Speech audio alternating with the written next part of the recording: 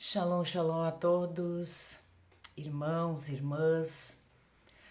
Nós estamos fazendo, nesse tempo que antecede a Yom Kippur, as nossas renúncias, e estamos fazendo com relação a transgressões, né, que fizemos, ou muitas vezes ainda fazemos, com relação aos 10 mandamentos. Vou tirar meu casaco que tá calor.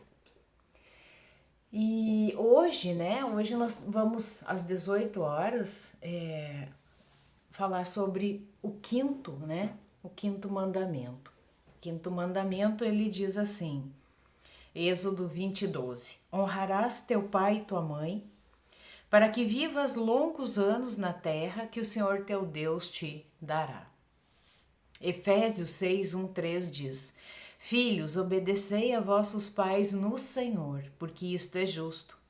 Honra a teu pai e a tua mãe, que é o primeiro mandamento com promessa, para que te vá bem e vivas muito tempo sobre a terra. Bom, até aqui, até o quarto mandamento, para mim, o quinto agora, para mim é o mais difícil. Talvez para você não, né? Eu coloquei aqui um contexto de uma foto familiar que dá a entender, né, uma família muito bem estruturada, uma família feliz.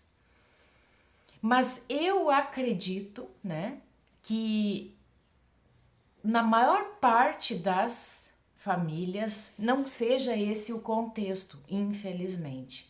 Se você tem e se reconhece com essa foto, se você tem uma família assim, que é unida, que é feliz, olha, louve ao Senhor, agradeça, porque é raro, né? Nós temos famílias assim. Então é muito difícil a gente olhar para esse mandamento em situações em que eu vou colocar várias situações aqui, talvez seja a sua situação, né? Como eu já ontem eu toquei sobre esse assunto um pouco com relação a crianças que foram rejeitadas já no ventre da mãe. Já há uma rejeição lá no ventre da mãe. Muitas vezes, né, um namoro às vezes não tem nem tanto compromisso, mas infelizmente, né, porque hoje não se teme mais a Deus e não se tem mais o conhecimento das Sagradas Escrituras. Por exemplo, hoje eu estou com 56 anos, mas eu vim a conhecer a Deus e as Sagradas Escrituras tarde, que realmente eu consegui que a minha mente se expandisse. Isso foi depois dos meus 40 anos de idade. Então, até os 40 anos de idade, eu vivi como uma ímpia, né? Eu vivi nos padrões do mundo, né? Achando que tudo pode, nada a ver, né? Essas coisas que a gente, longe de Deus, a gente acha que, né, nós somos donos do nosso próprio corpo, da nossa própria vida, que a gente pode fazer, né, o que quiser, né? A gente diz, o problema é meu, né? Quantas vezes a gente diz, se eu fizer, o problema é meu, eu vou sofrer as consequências, só que não. Só que não. Quando a gente, né, faz algo, isso sempre vai respingar nos outros. E geralmente respinga na nossa família. Vai respingar lá na frente quando você formar a sua família, quando você tiver os seus filhos. Por quê? Por causa de um comportamento inconsequente que a gente teve, né, longe de Deus. Então isso é muito sério. Então essa questão, né, como eu estava falando, tem crianças que foram rejeitadas desde o ventre. Ou às vezes uma mãe, ela deseja uma menina e nasce um menino. E tem mães que são tão irracionais, eu vou dizer isso, que elas começam a tratar aquele menino como se fosse uma menina. E vai transformar esse menino, né, realmente com tendências femininas. Ou o contrário, vice-versa, né? Há lares totalmente desestruturados, por exemplo, pai e mãe viciados em droga. A criança já nasce viciada em droga. Isso há relatos de bebês que têm dá aquelas síndromes, né, de falta da droga. Porque a mãe foi usuária desde que ele estava lá na barriga. Lares com muitas brigas, com muita discussão, lares onde palavrões, lares onde o pai bate na mãe, aí bate nos filhos, chega bêbado em casa, bate nos filhos, bate na mulher, né? Então são tantas situações que compromete que compromete a estrutura familiar e vai trazer reflexos para a vida adulta. Hoje nós somos o resultado daquela família que nós fomos criados. Nós somos o resultado disso, né? Graças ao Altíssimo que nos revela, né? Para que nós venhamos a clamar por essa cura, né? Que a cura vem por meio de Cristo. Você pode até procurar uma ajuda, né, de um profissional, mas a cura, ela vem de Cristo. Então, ontem eu falei também sobre isso, que tem muitas pessoas nas igrejas, né, muitas pessoas crentes aí, que são pessoas profundamente doentes na alma. São pessoas que estão com laços, né, de familiares aí que marcaram profundamente, né? Muitas vezes filhos que não falam mais com os pais, irmãos que não se falam, né? Então é uma estrutura familiar totalmente desorganizada. No meu caso, né, vou contar o meu caso, eu perdi o meu pai muito cedo. Ele tinha 55 anos de idade quando morreu. E o meu pai tinha muitos problemas psicológicos, muitos. Ele vem de uma família alemã, né, de origem alemã, e quando ele nasceu no período da guerra, né, da Segunda Guerra Mundial. Imagina uma criança nascer nessa atmosfera. Então ele tinha muitos traumas, né? Quando ele nasceu, a mãe dele ficou muito doente, quase morreu. Então, o pai dele, ele disse que ele nasceu muito pequenininho, eu acho que menos de 1 quilo. Ninguém achava que ele ia sobreviver. O pai dele tinha que dar mamar, né, leitinho para ele de seringa, de conta-gotas, de tão pequenininho que ele era. Então a falta da mãe nesses primeiros dias de vida, porque ela não tinha condição, ela não tinha força para cuidar dele, não tinha como amamentar, e o vínculo da amamentação é muito importante para o bebê. Então isso tudo construiu na vida do meu pai, né? Hoje, como terapeuta, eu entendo uma terrível baixa autoestima, uma rejeição profunda, porque a minha mãe não quis me cuidar, não me cuidou, mas ela não cuidou porque estava doente, né? Mas a criança, ela entende que a mãe rejeitou, né?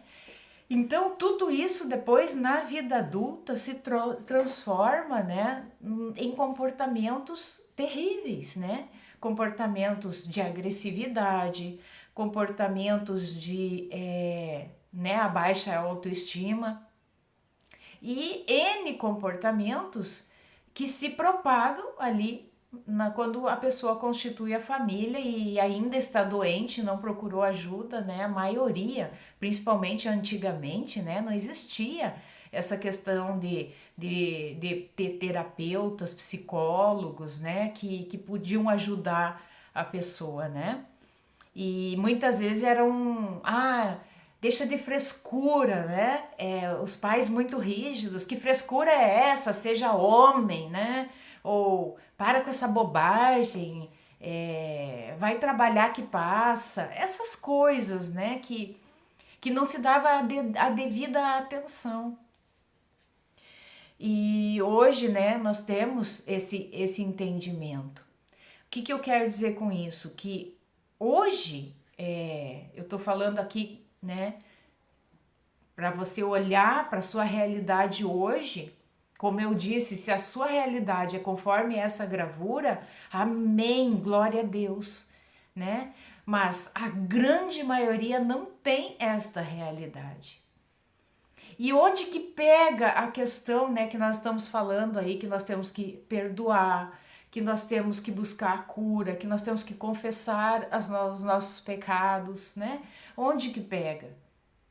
Onde pega é você, aquela dor que ainda está dentro de nós, aquela mágoa que não, que muitas vezes nos trava, nos bloqueia. É uma trava, né? Nos trava mesmo.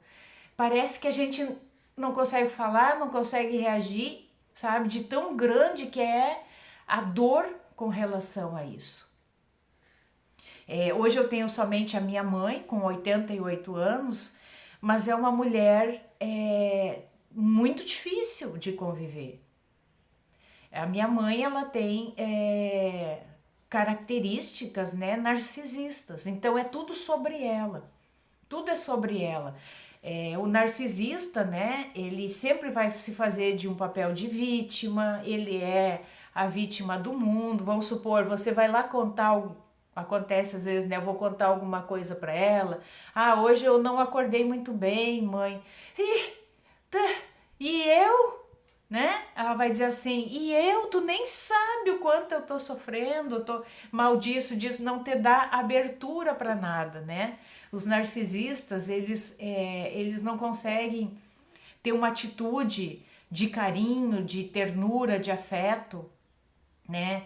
Ou quando aparentemente é só uma representação, é um teatro. Então é muito difícil, né? Contando um pouco, né, da minha vida. E tem pessoas, por exemplo, que são órfãos, né, órfãos de pai. Isso bloqueia profundamente, principalmente o relacionamento com Deus, né? Porque eu não tive um pai, eu não sei como é ter um pai, ou eu tive um pai, mas foi um pai terrível, um pai ausente e às vezes pais abusadores, né? Abusos sexuais, isso é horrível. Então tudo isso a gente traz para essa questão espiritual e traz um bloqueio no relacionamento com Deus. E eu falei, né, que nós iríamos fazer essas renúncias com relação aos 10 mandamentos, quando Cristo ali, os fariseus sempre testando a Cristo, né, eles dizem, afinal de contas, quais são os mandamentos hoje? Ele diz, amar a Deus acima de todas as coisas e amar ao próximo como a si mesmo. Então todo mundo, inclusive no sistema religioso, entende que os 10 mandamentos foram abolidos, só que não é isso que Cristo estava dizendo. Ele estava dizendo que os 5 primeiros mandamentos de respeito ao relacionamento com Deus e os outros 5 relacionamento com o próximo, tá? Aí eu estava pela manhã aqui meditando e pensando, né? Honrar pai e mãe é um relacionamento, não está entre os que é o relacionamento com o próximo, está entre os que é o relacionamento com Deus. Olha que profundo isso, né? Na oração do Pai Nosso, assim na terra como no céu, é dito lá, né? Então, tudo sempre é acima primeiro, nosso padrão é o céu, é as coisas celestiais. E quem conhece o canal, em tempos de angústia, vamos falar de esperança, e conhece hoje o que eu creio, né? Eu creio numa família celestial. Por quê? Se Deus teve o cuidado de formar o homem, formar a mulher e a partir daí uma família, é porque esse é o padrão, né? Assim na terra como no céu. Então, no céu nós temos uma família. E como que é uma família? É um homem, é uma mulher, né? A figura masculina, feminina, e os filhos. Esse é o padrão celestial. E o que Satanás, né, como uma figura andrógena, você pode ver, né, que as figuras aí de Lúcifer, de Satanás, sempre é uma figura andrógena. O que é isso? Ele nele mesmo tem o feminino e tem o masculino, porque ele perverte as coisas de Deus. E isso foi, de certa forma, veio para a igreja, né, principalmente através da Igreja Católica, a questão da trindade com três seres, né, três masculinos, né, Deus, como eles dizem, Deus Pai, Deus Filho e Deus Espírito Santo, três deuses, né, masculinos. Aí depois tem a mariolatria, que é, né, a idolatria a Maria, que ali ele dá uma encaixada numa figura feminina, porque eles sabem, né, que existe uma família celestial, tá? Então, aqui no canal, em Tempos de Angústia, eu tenho a playlist que eu falo quem é Arua HaKodesh, o Espírito Santo, ok? Lá em Provérbios, no capítulo 8, deixa eu pegar aqui minha Bíblia, Provérbios 8 fala da sabedoria e muitos interpretam sabedoria como o próprio Jesus, só que não é, tá? E isso eu falo nessa playlist que eu falo sobre o Espírito Santo. A playlist do Espírito Santo, eu vou falar uma coisa para vocês. Quando eu olho para essa playlist, eu digo, Deus, realmente eu fui só uma voz ali para o próprio Espírito Santo se expressar, porque de mim mesma não poderia ter nascido essa playlist, tá? Então eu convido vocês a assistirem com o coração disposto, tá? A compreender essa realidade. O novo, né? O novo ele nos impacta, ele traz um impacto. Mas à luz das Sagradas Escrituras, né? Inclusive, um dos nomes, né, de Deus é El Shaddai. Shaddai diz respeito a mamas, a peitos, né? Ou como se fosse a mãe amamentando. Então, se nós pensar que isso diz a respeito do nosso pai, Yud-He Vav-He, nós estamos caindo na linha de Satanás, que é de um ser andrógeno. E ele não é um ser andrógeno, tá? Então, isso diz respeito ao Espírito Santo, a Ruach HaKodesh, ok? Então, essa questão do quinto mandamento está no nosso relacionamento com Deus, porque nós poderíamos dizer, mas como com Deus se é um relacionamento com o meu pai, com a minha mãe? Só que é primeiro no céu. O padrão é tudo começa no céu. Quando Deus criou todas as coisas, ele criou primeiro o céu. Quando o véu do templo se rasgou de cima a baixo. Tudo vem de lá para cá, tá? Então não é daqui para lá, é de cima para baixo. Tá? Então, o que Deus está querendo dizer com esse mandamento?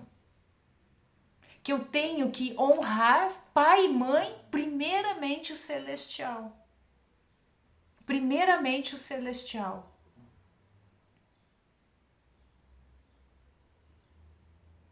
Na verdade, todos os mandamentos é primeiro no celestial. Por quê? Porque se eu não amo a Deus acima de todas as coisas, se eu não tenho isso como primeiro na minha vida, é óbvio que eu não vou ter temor. E daí, eu não tendo temor, eu vou fazer tudo aquilo que está escrito nas palavras. O contrário, né? Eu vou adulterar, eu vou matar, eu não vou, eu vou dar falso testemunho, enfim. Então eu achei importante trazer essa mensagem, né? Nós vamos ter a renúncia hoje às 18 horas, porque isso é uma coisa que nos pega, né, no profundo. Como que eu vou honrar um pai e uma mãe que uma vida inteira me humilharam, uma vida inteira me espizinharam, uma vida inteira eu fui como a gente diz, um zero à esquerda. Aí entra esse pensamento. Eu estou fazendo para Deus. Porque tudo diz respeito, né? Tudo é por Ele, para Ele, né? Por Ele, para Ele são todas as coisas. Então eu confesso, né, que eu me sinto muitas vezes entristecida, mas já estou trabalhando isso no meu interior, com relação, né, a lidar com uma mãe narcisista. Lidar com essa mãe narcisista. E talvez você tenha um pai, uma mãe narcisista, não sei, uma esposa, um esposo narcisista. E Deus tem me ensinado a fazer isso, preservando a minha integridade, à medida que eu não me deixo envolver nessa trama, né? Que na verdade são pessoas altamente, elas nos envolvem, né? De forma ruim, né? Para nos deixar magoados, entristecidos, né? Parece que o prazer do narcisista é realmente ver a pessoa mal, né? Então, quanto mais ela vê que ela conseguiu isso, ela se sente bem. Então, nós temos que aprender, pedir a direção ao Espírito Santo para conseguir honrar esse pai e essa mãe no cuidado. Hoje eu cuido da minha mãe no sentido de dar assistência para ela. Ela ainda tem a casa dela, não mora comigo, eu vou lá, mãe, tá precisando alguma coisa, precisa de remédio, precisa de alimento, enfim, preservando a minha integridade. Porque quantas vezes meus filhos viram a forma como eu voltei destruída quando eu ia na minha mãe. Eu sempre voltava assim muito mal, muito destruída. Eu chorava copiosamente, sabe? E cada vez que eu voltava lá, eu voltava com a ilusão, né, de que eu ia encontrar outra mãe lá. E quando eu via que aquilo era somente uma ilusão, que eu não ia encontrar outra mãe lá, eu me frustrava. Hoje eu já vou consciente de que essa é a mãe que eu tenho, né? Essa é a mãe que eu vou encontrar, então eu me preservo, mas eu não deixo de honrá-la. É um assunto bem difícil, nos trava e é uma dúvida de muitos. Ontem eu estava assistindo alguns vídeos e eu vi comentários assim terríveis, terríveis. Coisas inimagináveis. Às vezes a gente se queixa, né, de algo familiar e ali nos comentários eu vi como que eu vou honrar, né, alguém que... Gente, vocês não têm noção dos relatos terríveis de crianças que desde pequenininho, tipo 4 anos, a mãe não preparava uma coisa para comer. A criança tinha que aprender a cozinhar, fazer um ovo que fosse pequenininho, senão morria de fome. É horrível. A gente não tem noção das atrocidades, as violências dentro de casa, violência moral, violência sexual. Então é muito difícil para uma pessoa dessas dizer que Deus é bom, que Deus cuida, que Deus zela e que ela tem que honrar esses pais. Ninguém aqui, nós temos que também trazer um discernimento, né? A que nível é de violência que você vai...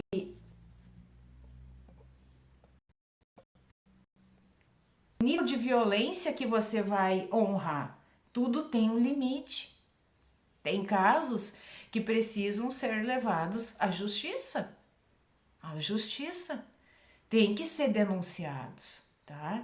Então, é óbvio que Deus não é conivente com violência e você vai ter que dizer amém para isso, porque você tem que honrar. Você tem que honrar um pai e uma mãe num nível, né, normal de sanidade mental, né?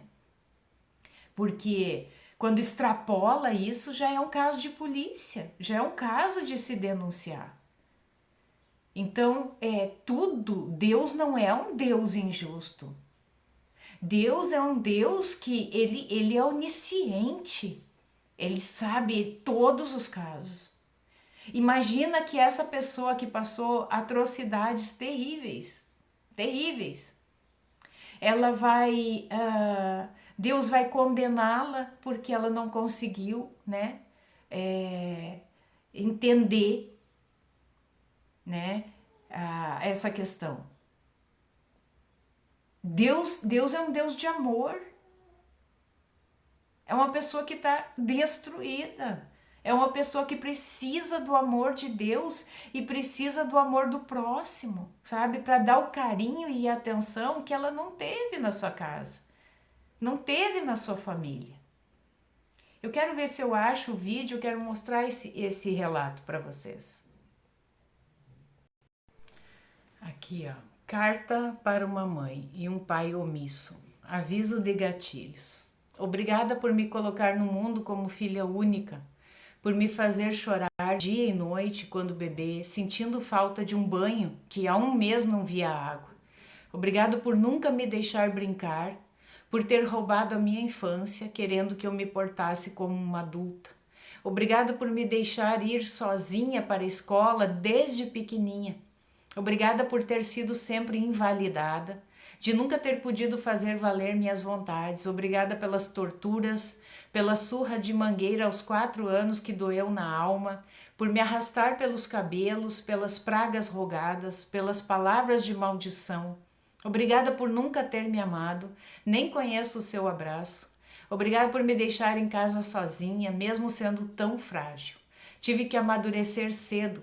Foi instinto de sobrevivência. Não sei se você sabia, mas eu tive que acender o fogão mesmo sem saber para cozinhar ovos, pois estava com fome. Eu peguei no sono de tanto chorar, acordei com cheiro de queimado, a panela torrou. Eu poderia ter colocado fogo na casa ou até ter sofrido uma queimadura, mas afinal isso nunca importou, né? Afinal, amor e empatia passam longe. Obrigado por me deixar exposta a todos os perigos e realmente a maldade me encontrou aos 5 anos. Fui abusada por um vizinho, apanhei uma surra de você, afinal a culpa sempre foi minha, né? Afinal sempre é. Aliás, eu gostaria de saber por que eu me lembro da presença desse abusador em um aniversário meu. Obrigada pelo cuidado com os meus cabelos, se eu lembrar, meu couro cabeludo ainda dói. Obrigada pelo prato que quebrasse na minha cabeça. Acho que sou cabeça dura. Obrigado pela vez que quebrei o pé e como punição me fizesses andar com muita dor. Obrigada por estragar meus presentes para satisfazer o seu ego. Obrigado por me fazer de escrava da casa, aos 12 anos já ocupava esse posto. Obrigado por ter me mandado embora de casa na adolescência e eu sem ter para onde ir. Preferi suportar as humilhações. Obrigado pelas torturas físicas e psicológicas, pelo pânico e pelo medo que instalasses em mim. E para finalizar, obrigado por abrir meus olhos para que eu nunca, em hipótese alguma, repita esse ciclo tóxico, perverso e abusivo. Obrigado por me mostrar o tipo de mãe que eu nunca irei me tornar. Eu escolhi o amor, eu escolhi ser luz. Mesmo com cicatrizes, meu coração aprendeu a amar. Hoje o máximo que eu consigo sentir de você é pena. Afinal, meu coração é empata. Ninguém gosta de ser ferido, mas eu não conseguiria suportar se eu fosse o causador das feridas. Eu precisei viver 4 décadas para acordar. mas eu despertei. A Deus externo a minha gratidão, pois se estou de pé foi Ele que me sustentou. Ele é o meu Pai, assinado sobrevivente. Graças a Deus essa pessoa teve um encontro com Deus, né? Mas eu acredito que muitos, né, ou se tornaram iguais aos seus pais, porque é isso que elas aprenderam, ou até como uma inveja, né, para aqueles a quem foram gerados. E é muito triste, sabe? A gente pensar isso, mas graças ao bom Deus, que eu sei que Deus, no amor, Ele encontra essas pessoas. Ele encontra e dá um novo rumo para que seja formada uma família segundo o seu coração. Todos nós estamos aqui numa experiência, né? Nessa Matrix, numa experiência de carne. Assim como Cristo veio aqui, teve essa experiência, né? Nós também estamos aqui, num teste. E a cada um de nós é dada a oportunidade de ser melhor, de ser uma melhor versão, né, do que aquela que nós fomos, né? Eu creio na pré-existência, eu creio que nós não estamos aqui para algo aleatório, né? Há um propósito. Porque Deus é amor, Deus é misericórdia, mas Deus é justo também, né? Então, como Ele é justo, Ele nos deu mais essa oportunidade de estarmos aqui e sermos a cada dia uma nova versão. Como essa moça disse, né? Eu aprendi que eu não quero ser como você, mãe, né? Eu aprendi que eu vou ser alguém amoroso com a minha família, com os meus filhos. Amém, glória a Deus por isso. Isso é uma lição para nós, né? Que a gente possa pegar esses más vivências, né? Que nós tivemos na nossa família e transformar em algo bom, em algo diferente. É o que eu procuro fazer com os meus filhos. Todos nós temos defeitos e por causa de tudo isso que foi modelado em nós, muitas vezes se torna quase que automático e quando a gente vê, quantas vezes eu me vi assim, parece que eu estava falando como a minha mãe, eu estava fazendo como a minha mãe e aquilo me trazia para a realidade e me chocava. E eu dizia a Deus, não, eu não sou assim. E hoje eu procuro, sabe, ser uma mãe de excelência para os meus filhos, abraçá-los, amá-los. E o maior amor que a gente pode demonstrar é orar, né? Orar a Deus e pedir que Deus faça tudo novo. Eis que tudo se fez novo, as coisas passadas, né? Tem que ficar lá como, né? Como passou. Fica lá. Não faz mais parte da nossa vivência. Né? Cada um vai dar conta da sua vida. Cada um vai dar conta. Eu confesso que é triste quando eu já preguei muito, né? Já falei muito para minha mãe sobre Deus, sobre Cristo, sobre a salvação. Mas realmente, como Ezequiel diz, né? A gente tem que falar, a gente tem que fazer a nossa parte, mas a decisão final cabe a cada um, né? Que a gente possa pedir a Deus fortaleza, sabedoria para enfrentar aquele espinho na carne, né? Eu não sei se esse era o espinho na carne de Paulo, mas eu posso dizer que hoje é o espinho na minha carne, né? Conviver com uma mãe narcisista. É o espinho na minha carne. Eu tô aqui abrindo meu coração para vocês.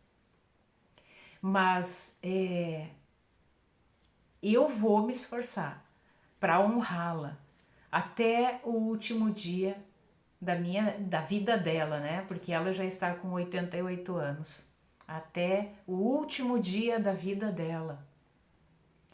E preservando a minha integridade, né? A minha mente, né? O meu emocional. E essa é a dica que eu dou para vocês, né? Desde que não haja algo realmente de violência que exige, né, um ato mais de procurar, né, uma ajuda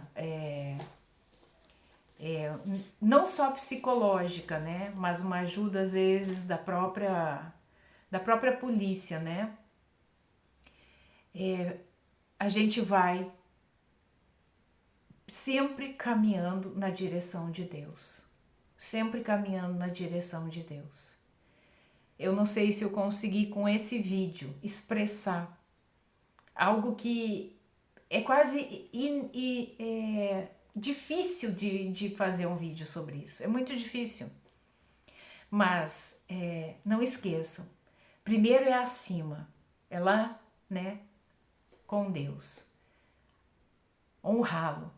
Honrar a pai e mãe. Honrar o pai, honrar a Ruach HaKodesh, né? Acima de todas as coisas. Amém? Conto com vocês então na nossa oração da tarde e shalom, shalom.